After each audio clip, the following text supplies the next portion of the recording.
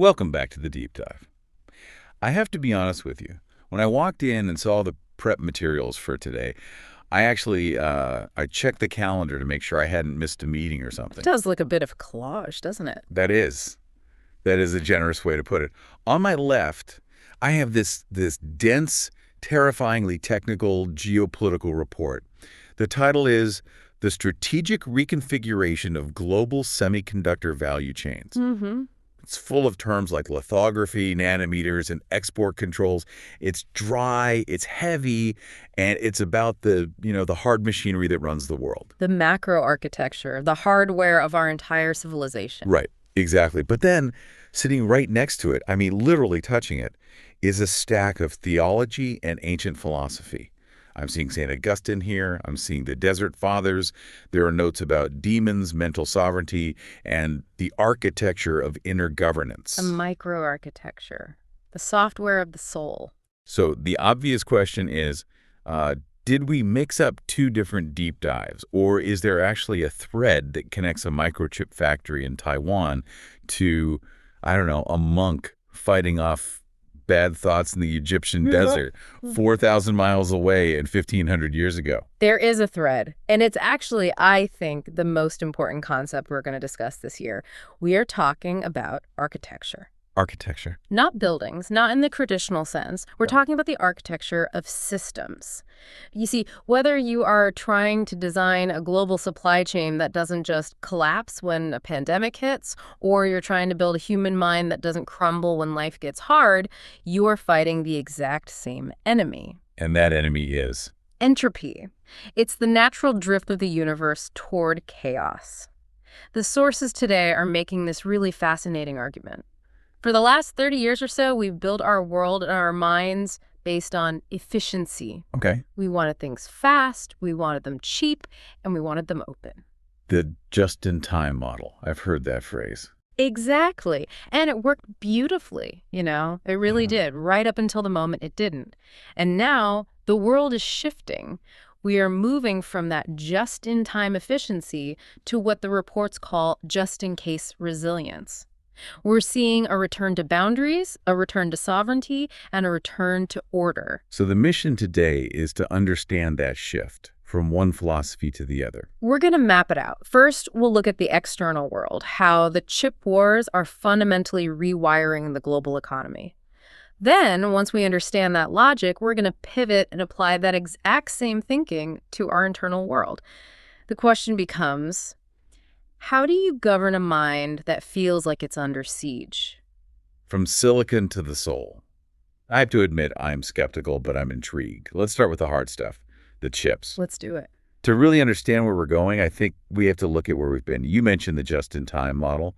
Most people probably get the general idea we outsource stuff to where it's cheaper. But this report, it paints a picture of something much more specific, much more intricate. It was what they call the hyper-globalization era.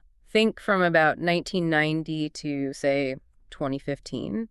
The prevailing wisdom, the sort of Davos consensus, was that geography didn't matter anymore. Borders were just lines on a map. Right. The goal was pure, unadulterated economic efficiency. So we let the market decide where things should be made based purely on who could do it cheapest and fastest. There was no other consideration. And the market decided to slice up the process into these tiny, hyper-specialized pieces all over the globe. Unbelievably specialized. It's actually a marvel of distributed engineering when you look at it. The report breaks down the semiconductor supply chain, and it's dizzying. You have the United States doing the high-value design, the thinking part of the chip, the architecture itself. That's where the intellectual property was. Okay, so the brains in the U.S. Right. Then you had Japan, which became the master of the ultra-pure chemicals and materials, things like photoresists. You had the Netherlands, and really it's just one company, ASML, that cornered the market on making the lithography machines that print the chips. The most important tool. The only tool for the high end.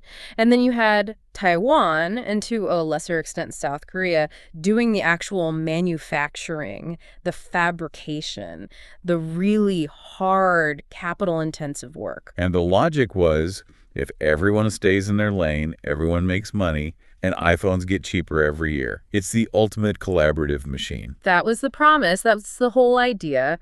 But it relied on this massive hidden assumption of vulnerability we all just collectively decided to ignore. Which was? That the world is stable. It assumed no great power conflict. It assumed no global pandemics. It assumed free trade would last forever. It assumed that a container ship leaving Taiwan would always, without fail, arrive in Los Angeles on time. It assumed the end of history, effectively. That big politics was over, and now we were all just managers of a global economy. Precisely. And then 2020 walked in the door and set the whole thing on fire. A catalyst. The ultimate wake-up call. The proof of concept for the flaw in the system. When COVID hit, the automotive industry just panicked. They saw the lockdowns and they thought, nobody is going to buy cars, so they canceled all their chip orders. All of them. They zeroed out their inventory. Why? Because in a just-in-time world, inventory is waste. It's dead money sitting on a shelf. You don't store chips, you order them for delivery next Tuesday. Bad move, as it turned out. A catastrophic move. Because what happened? Everyone stayed home and bought laptops for Zoom, webcams, PlayStations for the kids, new TVs. The demand for consumer electronics just skyrocketed. So when the car companies came back a few months later and said, okay, false alarm, we're ready to make F-150s again, the chip foundries in Taiwan said, sorry, get in line behind Apple, we're booked solid for the next 18 months. And this is the part of the report that just blew my mind. We aren't just talking about a minor inconvenience like not having heated seats. We saw photos of massive parking lots, acres and acres, filled with $50,000 vehicles, brand new trucks, sitting there, unfinished, because they were missing a 5-cent microcontroller. 5 cents. A chip that cost less than a gumball was holding up the entire automotive industry. That single data point reveals the fragility of the entire system. We suddenly realized that chips aren't just tech anymore. They're not just in our computers. They're in everything. They are the nervous system of the entire industrial economy.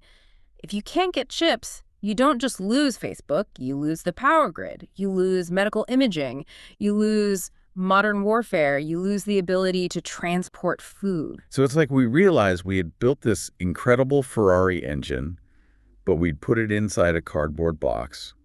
Hyper efficient, but incredibly brittle. And the more you dig into how these things are actually made, the miracle of manufacturing, as the report calls it, the scarier it all gets. The sources detail these things called choke points, and honestly, it reads like science fiction. I really want to drill down on this because lithography is a word I hear thrown around, but I don't think most people, myself included, really appreciate what it actually means at this level. We're talking about printing features on a piece of silicon that are measured in nanometers. Let's just try to get some scale here because the numbers are astronomical. A strand of your own DNA is about 2.5 nanometers wide. Okay. The current cutting-edge chips being made by TSMC for Apple are printing features at 3 nanometers.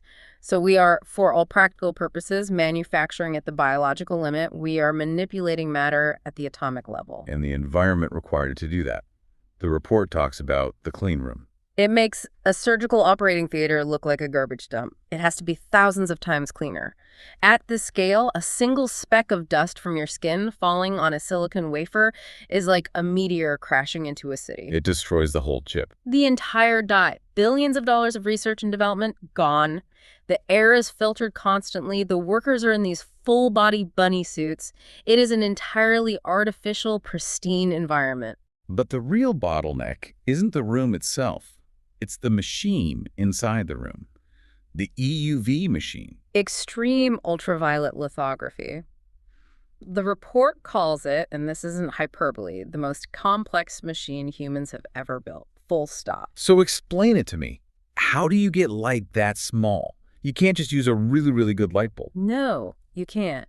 To get light with a wavelength of 13.5 nanometers, which is what you need to carve these impossibly tiny patterns, you have to generate it inside a perfect vacuum. Why a vacuum? Because air absorbs it. Water vapor, oxygen, anything. If you tried to do this in a normal room, the light would just vanish before it even hit the first lens. It wouldn't travel an inch. Okay, so it's in a vacuum. What's the light source? This is the crazy part. It is. It starts with a microscopic droplet of molten tin. not solid tin liquid metal falling through this vacuum chamber at high speed. A tiny falling drop of hot metal. Yeah. Then a ridiculously high-powered CO2 laser hits that droplet. Yeah. But here's the trick, the part that took them decades to figure out. It hits it twice. Twice. Why twice? The first pulse is a shaping pulse. It's a prep shot. It just hits the droplet to flatten it into a perfect pancake shape to increase the surface area of the main blast. Then, microseconds later, the main pulse, the kill shot, hits that pancake with incredible power. It vaporizes the tin instantly into a superheated plasma, and for a fraction of a second, that plasma glows with the precise frequency of EUV light they need. And then that flash of light is captured and used to print the chip design onto the silicon. Right, but think about the speed required.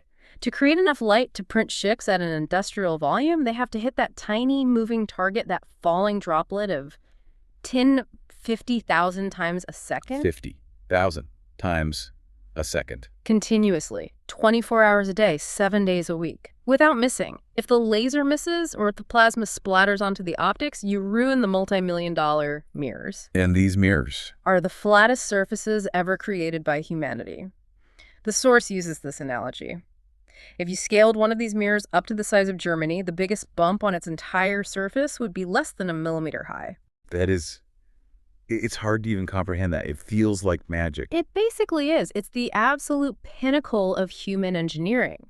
But here is the geopolitical picker, the part that changed everything. Only one company in the entire world has figured out how to make this machine work. ASML, in the Netherlands. One company. And those mirrors. Only one company in Germany, Zeiss, can grind them to that level of perfection. So if you want to run a modern economy or build a modern military or stand up an AI data center, you have to go through a small town in the Netherlands. It's a monopoly on the laws of physics. It is, and that brings us to the conflict, because for a long time, the West, particularly the US, was happy to sell these chips to everyone, including China. The thinking was, if they buy our chips, they'll become more like us.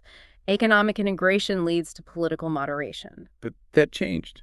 The report highlights this new strategy called small yard, high fence. This is where the U.S. government steps in and stops letting the market decide. This is the massive shift to sovereignty. The U.S. and its allies realize that if China gets unfettered access to these foundational technologies, we're talking AI, quantum computing, and the advanced semiconductors that power them, it poses a fundamental military and intelligence threat. So they didn't want to stop all trade? No, not at all. Keep selling them soybeans, keep selling them Boeings, that's the small yard. But for the high-tech stuff, the foundational technology, the fence is going to be incredibly high and razor sharp. And that fence went up, according to the report, on October 7th, 2022. A watershed moment. The October 7th surprise of the tech world.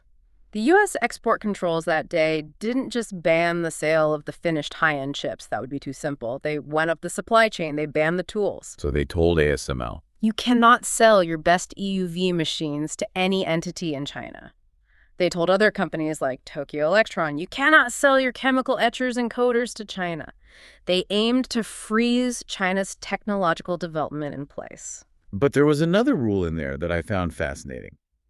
It wasn't just about hardware. It was about people. The U.S. persons rule. This was the decapitation strike. This was the most aggressive move. The rule effectively said, if you are a U.S. citizen or a green card holder or even a U.S. resident, you are legally prohibited from supporting the development or production of advanced chips in China. That seems, I mean, that's extreme. You're telling private citizens, engineers, where they can and cannot work. It is extreme, but it targets something the report calls tacit knowledge. You see, you can steal a blueprint. You can maybe even smuggle a machine through a shell company in Dubai. But knowing how to run that machine, knowing how to tune the laser when the humidity in the room changes by 0.5%, that's not in a manual. That knowledge lives in the heads of senior engineers. Exactly. And a lot of the top talent in China's semiconductor industry were U.S.-trained, U.S. citizens or held green cards. They were educated at Stanford and MIT. So what happened? Overnight, hundreds of key executives and senior engineers in Chinese semiconductor firms faced a choice. quit your job immediately or surrender your U.S. passport and your family's future in the U.S. And they quit? They quit. They walked out of the fabs, leaving machines they alone knew how to operate. The U.S. effectively tried to wipe out the institutional memory of the entire Chinese semiconductor industry. They tried to lobotomize it. So how did China respond? Because I assume they didn't just pack up and go back to farming. No, they pivoted. And this is where the bifurcation of the global tech stack gets really messy and dangerous. China knows it is blocked, for now, from the leading edge, the super advanced stuff under 14 nanometers used for AI and supercomputing. Okay. So they decided to dominate everything else. The mature or legacy nodes. These are the older ones, the 28 nanometer chips and up. Yes. The boring chips, the ones that don't make the headlines but are in your dishwasher, your car's braking system, the power grid controllers, factory robots, and most military hardware. The workhorses of the economy.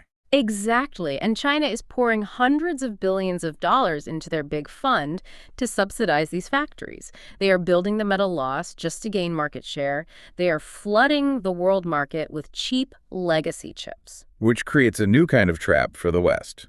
The legacy trap. Yeah. Imagine a future, maybe 5 years from now, where the West has the best AI in the world, the best iPhones, but we can't build an electric vehicle or a smart toaster because all the power management chips are made in China, and they decide to turn off the tap. We just traded one dependency for another. It's a game of whack-a-mole. We block the high end, they corner the low and middle ends. It's what the source calls weaponized interdependence, and it extends to materials too. The U.S. blocks the machines. China responds by restricting the export of gallium and germanium, Which we're essential for. high-frequency radar, fiber optics, night vision, high-speed communications. China produces over 90% of the world's refined gallium. They might not have the high-tech EUV machines, but they have the dirt. They have the processing and refining capacity. It really just drives home the point that we live in a physical world. We love to talk about the cloud, but the cloud is made of metal and sand and lasers and rare earth minerals, and it has to be built somewhere by someone. We're relearning the hard way that sovereignty requires physical control.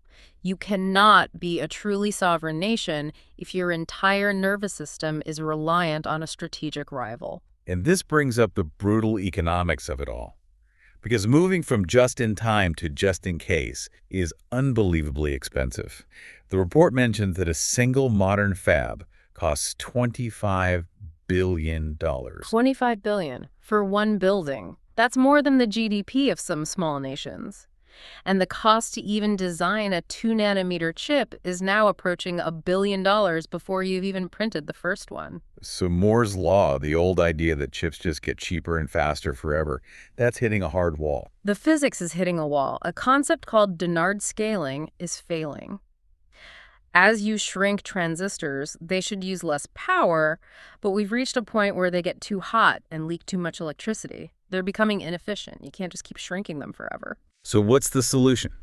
If we can't just make them smaller, where does the innovation go? It shifts to advanced packaging. Think of it like Legos. Yeah. For decades, the goal was to build one giant, perfect, monolithic chip, a whole city, on a single piece of silicon. That's incredibly hard, and the failure rates are high. Okay.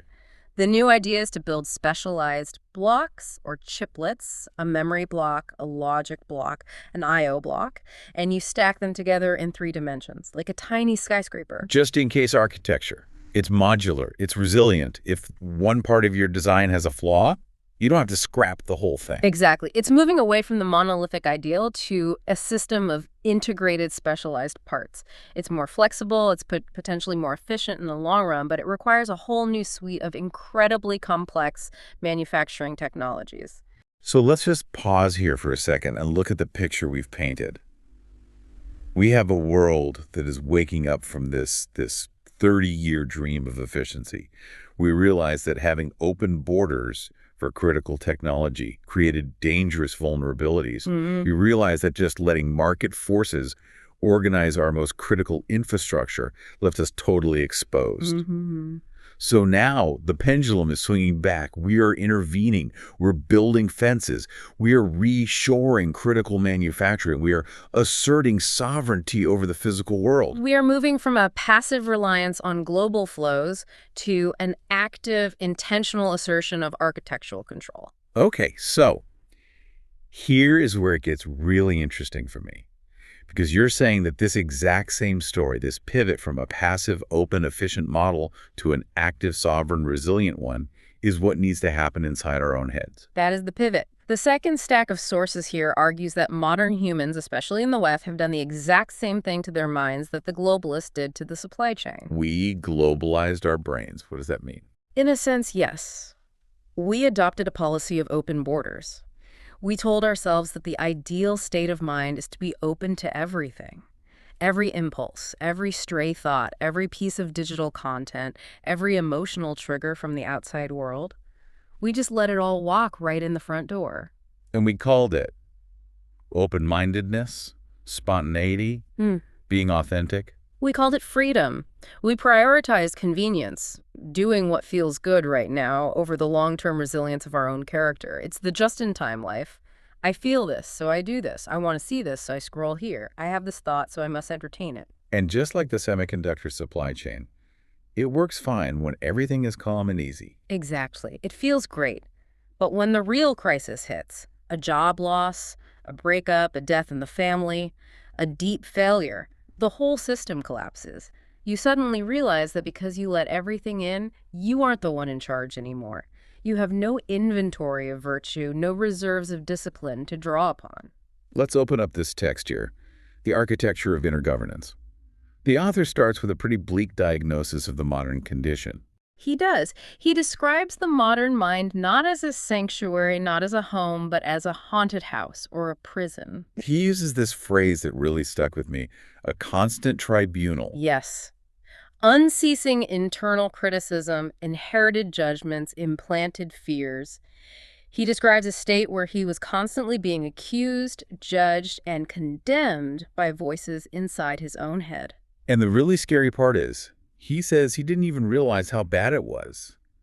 He says, and I'm quoting here, "As fish do not perceive water, so the mind often cannot see the conditions in which it has been submerged for its entire life." That is the deep danger of the just-in-time mind. You are so busy reacting, so caught up in the constant flow of impulses and external stimuli that you don't realize you are enslaved. You think that chaos is normal. You think, well, of course I'm anxious. Everyone is anxious. Of course I have a harsh inner critic. That's just how things are. But the source argues, no, that is not normal. That is a failure of governance.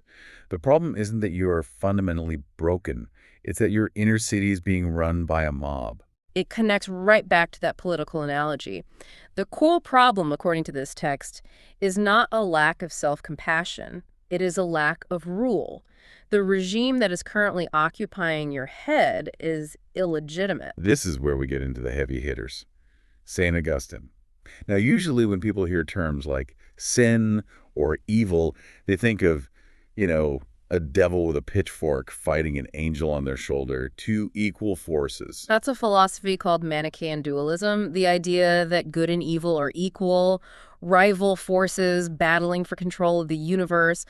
And Augustine says, no, that's fundamentally wrong. He defines evil not as a substance, but as privation. Privation. Unpack that for us, because it sounds very philosophical. Privation just means a lack, an absence of a good that ought to be there. Think about darkness. Darkness isn't a physical thing you can hold in a jar. You can't scoop up a bucket of darkness. Darkness is just what you call the absence of light. Okay, that makes sense. Light is the real thing. Darkness is just a lack of it. Or think of cold. There is no such thing as cold energy in physics. Cold is just the absence of heat energy.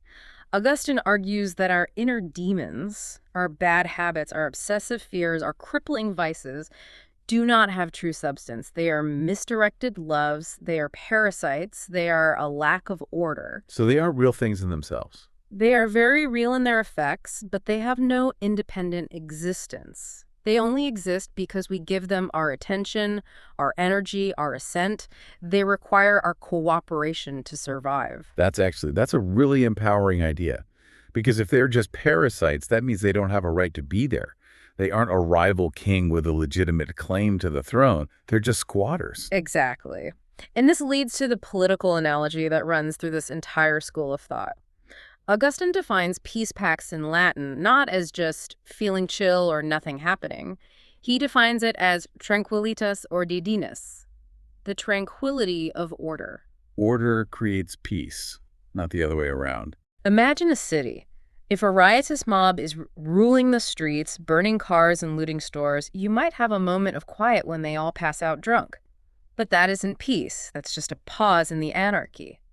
True, durable peace only comes when the rightful authority, law, reason, truth is back in charge of the city. And he says the soul is exactly the same. A soul ruled by appetite, by every I want this, I feel this, is a city in chaos. A soul ruled by reason in alignment with truth is a city at peace. Okay, but here is where I have to push back a little bit because this sounds very militant. It sounds harsh. In modern therapy, we talk a lot about acceptance. We talk about frameworks like internal family systems or IFS, where the core idea is that there are no bad parts of you. Right. If I have a voice inside telling me I'm worthless, the usual advice is to see it as a wounded inner child that needs to be heard and hugged, not evicted. And the source anticipates this objection. It actually treats a framework like IFS with a lot of respect. It acknowledges that integration is a vital part of health, but it draws a very hard, bright line. It says, yes, some parts of you are wounded children that need compassion and integration, but some thoughts are logismoi. Logismoi. What's that? It's a Greek term from the Desert Fathers, the early Christian monks. It means intruders, assaulting thoughts, thoughts that do not belong to you, that do not have your best interest at heart. The source argues that if you try to integrate a parasite, you just get sicker. You don't negotiate with a tapeworm, you remove it. They do not deserve a vote. They deserve eviction. That's a direct quote. It's an assertion of sovereignty. It's drawing a high fence around a small yard. It's saying, this is my house, you are a lie, you have no authority here, get out. But how? It's easy to say get out, but when that anxious thought is looping at 3 in the morning, how do you actually stop it? It feels impossible. The text gives us two powerful archetypes for how to do this, the gardener and the warrior. Okay, let's start with the garden. The text says something very simple. A garden does not exist by default.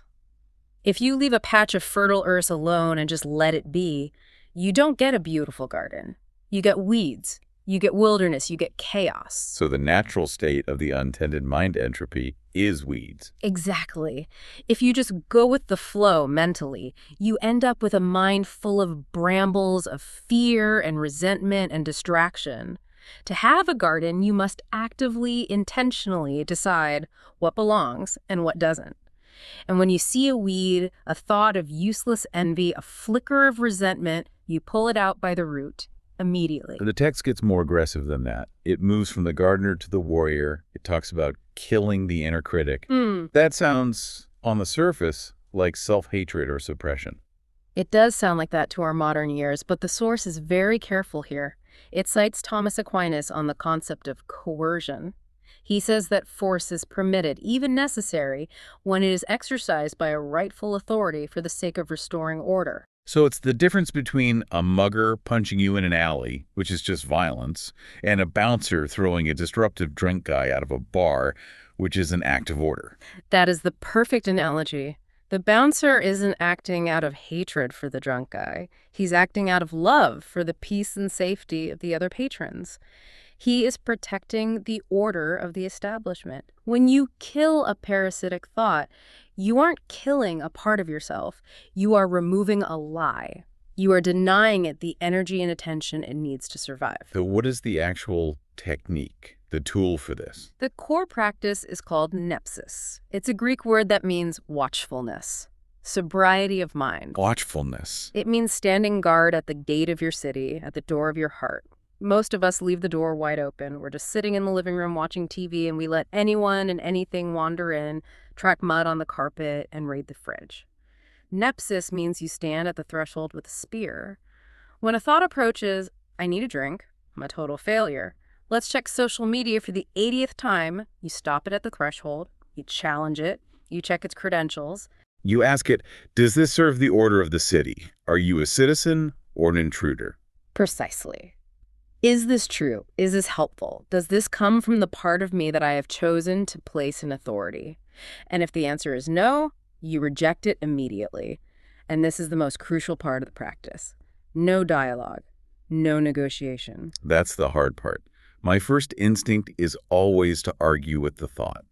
I try to reason with it, to convince it that I'm not really a failure, to debate it in the shower. And the Desert Fathers would say, the moment you engage, you've already lost. Demons are smarter than you. Lies are more persuasive than you.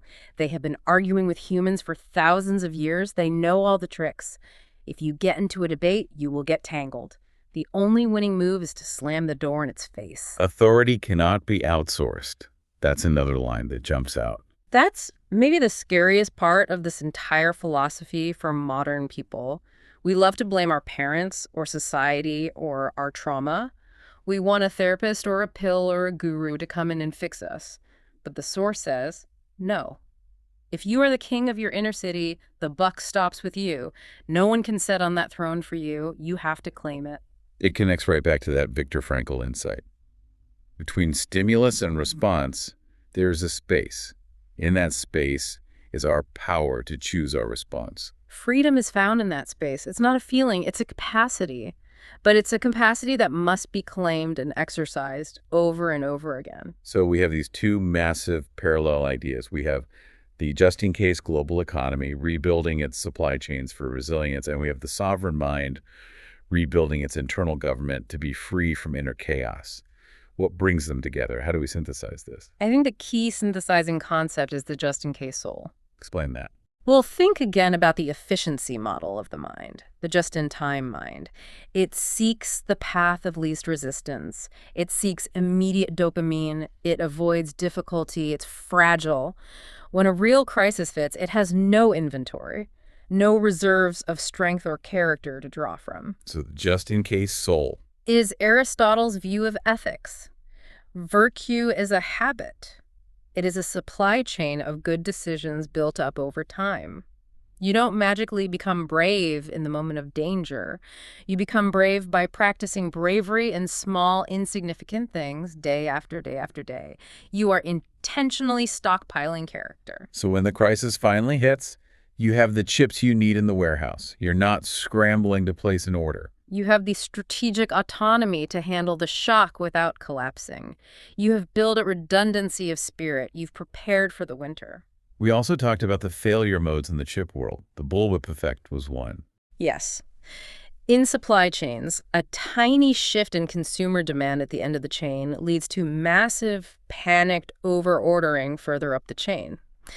A customer buys one extra roll of toilet paper, and the factory ends up ordering 10,000 extra tons of wood pulp. We do that internally too, don't we? It's like the definition of anxiety. Constantly. A small, ambiguous comment from a boss.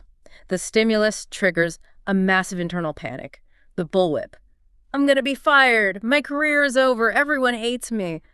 A small, perceived slight becomes a declaration of war. So a well-governed mind is about dampening that bullwhip effect. It is about having a regulator, a high fence that stops that panic from cascading through your entire system. Reason, the rightful authority, steps in and says, hold on, that is an exaggeration. We'll not spin out over this. Let's look at the facts. There's a really important warning in the text, though, a trap that I think is really relevant to our listeners, because we talk about big global topics here. We talk about the world a lot. The trap of misordered priority. The source has this chilling line. History is littered with movements that sought to correct the world while leaving the soul untouched. It's so much easier to get angry and tweet about the semiconductor supply chain than it is to stop looking at your phone when your kid is talking to you. It feels more significant, more productive to worry about China than to worry about your own temper. It feels bigger. But the source argues that you cannot export an order that you do not first manufacture at home. Self-governance is the absolute prerequisite for any meaningful social responsibility. That's a heavy thought. It really puts the ball squarely in our court. It does. We can't control ASML. We can't control the export bans. We can't control what Xi Jinping or the U.S. president does, but we have, in theory, absolute sovereignty over what we allow to take root in our own minds. So let's wrap this up. Let's try to distill the final takeaways from these two seemingly opposite worlds. On the macro level, the world of chips. We are moving into an era of technological sovereignty. The age of naive, frictionless globalism is over. We are building fences. And we're relearning that physical reality where the minerals, the factories, the atoms are matters again. And on the micro level, the world of the mind. We need to reclaim our ontological sovereignty. We need to stop running our minds like a chaotic democracy where every impulse and every fear gets an equal vote. We need to install reason as the rightful monarch. We need to weed the garden. We need to stand guard at the door. I want to leave the listener with one final provocative thought from the source material that really stuck with me. It mentioned that a mind ordered in this way, a mind that judges, that excludes, that says no to certain thoughts, can feel dangerous or even wrong to modern people. We've lost the language of legitimate authority. We've been taught to think all judgment is bad. We think all exclusion is mean. But the source argues that without judgment, there is no order.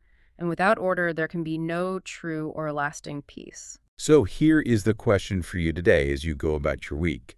Look at your own internal supply chain. Take an honest look at the thoughts and impulses flowing through your head right now. Who is running the factory? Is it reason? Is it the you that you actually want to be? Or is it a legacy node from 20 years ago? A piece of fear, a piece of trauma, a bad habit that you should have decommissioned years ago, but you've just let it keep running the show. Are you operating just in time, constantly reacting to every crisis, every notification, every stray thought? Or are you building a just-in-case soul? The choice ultimately is yours to make. Thanks for taking the deep dive. Until next time.